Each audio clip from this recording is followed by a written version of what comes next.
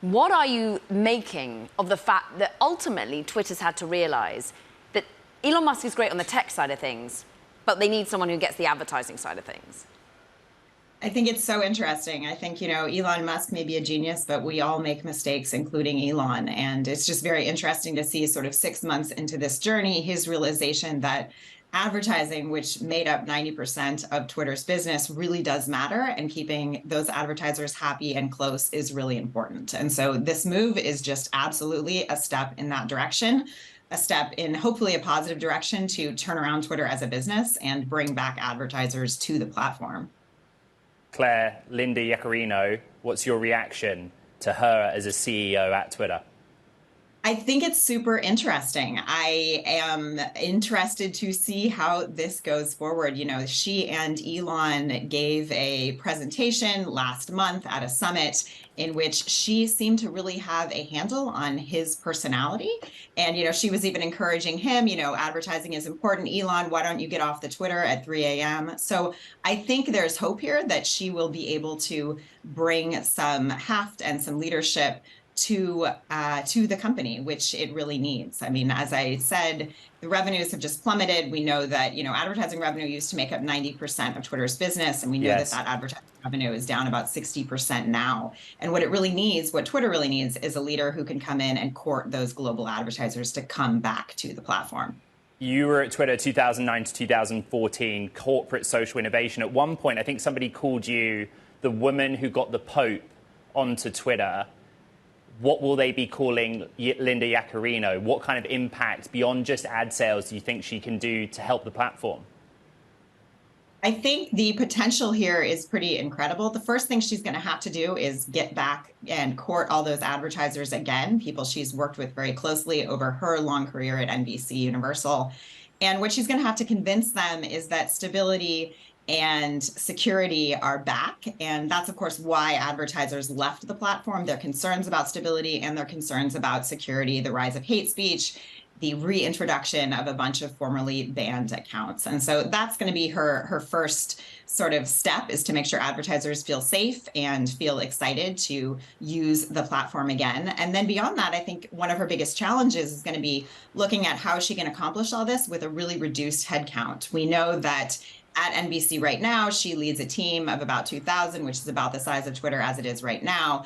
But, Twitter is made up of a ton of engineers, and she's going to require a media team and the need to sort of build that back up again. And that's going to be really interesting to see how she's able to do that on such limited staff numbers. Claire, you point out the challenges here. And ultimately, the way in which this has been announced, dare I say, it's a complete mess. It is not how I would want to be taking on a new role, to have to exit like that, to have to enter like that. And many have said, and maybe I'm just seeing it more because I'm a woman, but they've said, look, this is the so-called sort of glass cliff. This is once again a diverse leader being handed a bit of a poison chalice here. It's super fascinating. So there's a study from some researchers at the University of Essex, and that's been sort of going viral on Twitter because it was republished in Harvard Business Review.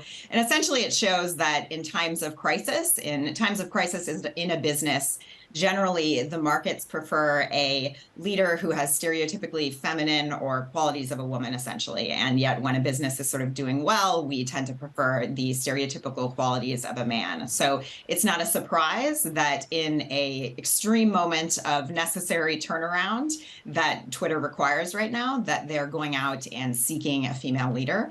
What we can hope is that she can turn this around and it won't just be sort of a failed experiment, right?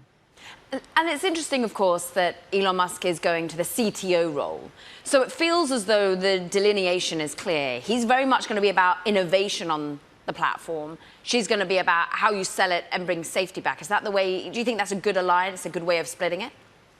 I think that's a good analysis, but I think I would highlight here that, this is a huge thing for him to acknowledge, right? I mean, the CEO is, for all intents and purposes, in a management role in charge of the CTO. And this is very different than the tune he was singing 6 months ago when he bought the platform, right? That we're going to create a super app, that we're going to have payments, that we're going to do all these really exciting things that are going to require tons of innovation on the side of tech. And now he's saying, hey, actually, we need a CEO who really knows advertising, who really knows numbers, who really knows the business side of things. So I think it's a really fascinating turnaround, and I can't wait to see what happens.